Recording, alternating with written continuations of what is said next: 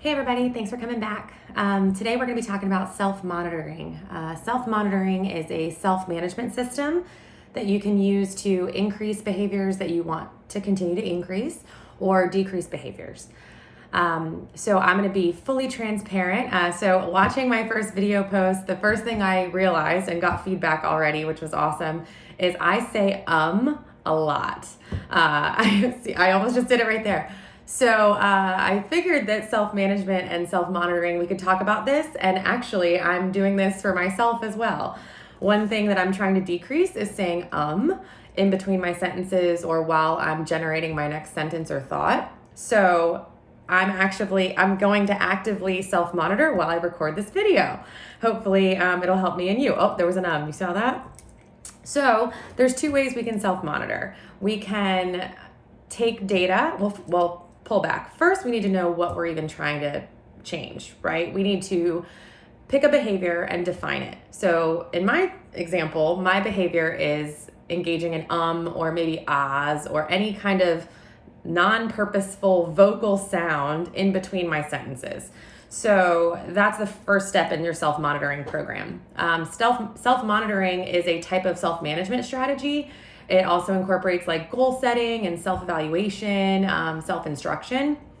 So we're going to talk specifically about self-monitoring today. So if we're going to use my example of me saying and non-purposeful vocal sounds, there's two ways I could go about this. I could take data on myself. Now that I know the behavior that I'm trying to change, I could either take data on how many times I say and maybe give myself a tally, right? I have like a little note card here. So maybe I could, if I wanted to take data on how many times I say I put a little, tally mark there, and I'm taking frequency data. Over time, I record my data on that behavior. Maybe every video I'm recording that. And over time, because I'm self-monitoring, I can watch that decrease. Or there we go. Or we can do the replacement behavior. So the replacement behavior for isn't really a vocal sound for me. It should just be me pausing, right? Almost like a comma in a sentence, or maybe it's me just shutting my mouth right there, right? Like, so taking a pause after a sentence, and just taking a second, or maybe just closing my mouth. So that could be like a replacement behavior, right? Because the more I engage in that, the less I engage in saying or non-functional vocal sounds. So there's two ways you can take data, and there's two ways you can look at a self-monitoring system. So let's take this off of me for a second and think about how we can apply this to other settings. So if we're thinking about a kiddo, man, I'm just gonna keep taking data on my ums. So if we are thinking about a kiddo and we're trying to consider if they're appropriate for self-monitoring, there are definitely some skill sets that are needed in order for this intervention or strategy to be appropriate. We need a kiddo who is able to kind of understand what the behavior is and differentiate what the appropriate behavior is and what the inappropriate behavior is. So this is a higher level strategy or skill set to use. So distracting. So I can do this.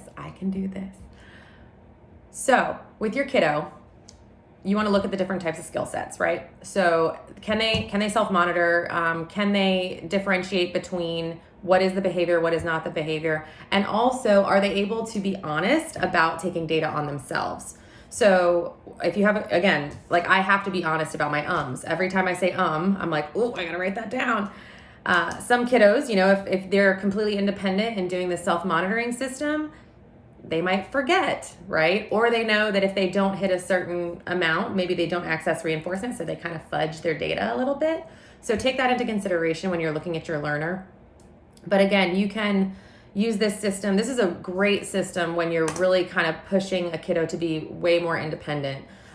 When you've taught these replacement behaviors, but you don't want them to be so independent or so dependent on other adults. So definitely consider this. This is a very evidence-based strategy. So this has been used, for decreasing stereotypical behaviors, increasing on-task behaviors, improving academic performance. There's definitely a lot of research behind this. So when we're thinking about self-monitoring, so that's, kind of for kiddos, you can look at them in the school setting, you can look at them, if they're your own child, look at them in the home. Some things that just pop up off the top of my head.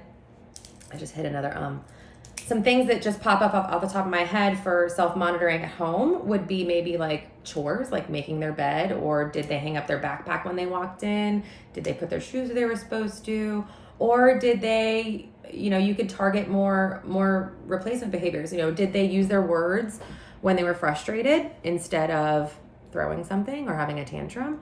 So any replacement behaviors that you want to see more of are definitely appropriate for this. It goes across all the different domains. Again, like daily living skills, independence and routines. There was another So really think about, ways that you can, implement this. I would definitely read more about it. Again, self-monitoring is a type of self-management strategy.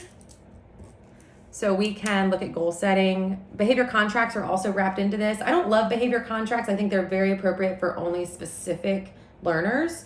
And I think there are a lot of prerequisite skills that are required to make a behavior contract really effective when it's implemented. So that's kind of my 2 cents on behavior contracts.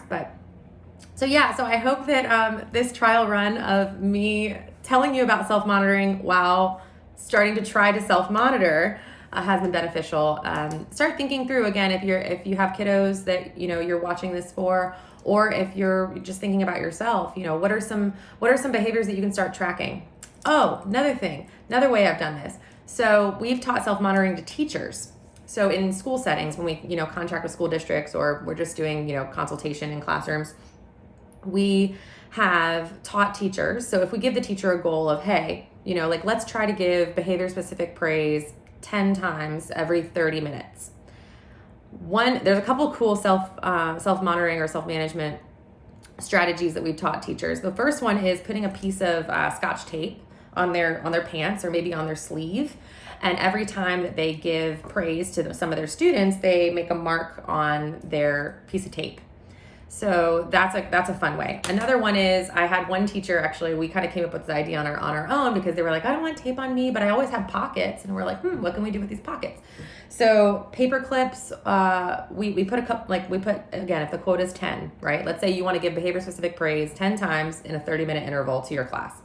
So we would put 10 paper clips in the right pocket.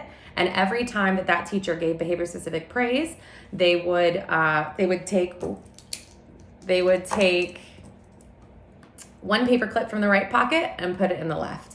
Then they would give a second moment of behavior specific praise. They would take a paper clip out of the right, put it in the left. And their goal was for their left pocket to be completely full of paper clips by the end of the 30-minute interval. So that's another self-monitoring, self-management strategy that was used in the school systems when we were working with them, which was really cool. And again, these are so subtle. Teachers use these, and as long as they're comfortable and it works for them, no one even knows they're doing it. So it's pretty neat.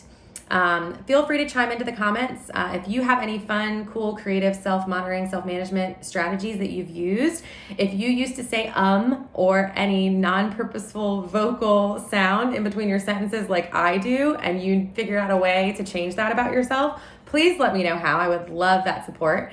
But thank you guys. Oh, there was another one. I'm at 10. So there we go. See you guys, I'm at 10. So thank you guys for checking in and for all your support. And I look forward to hearing from you guys. Bye-bye.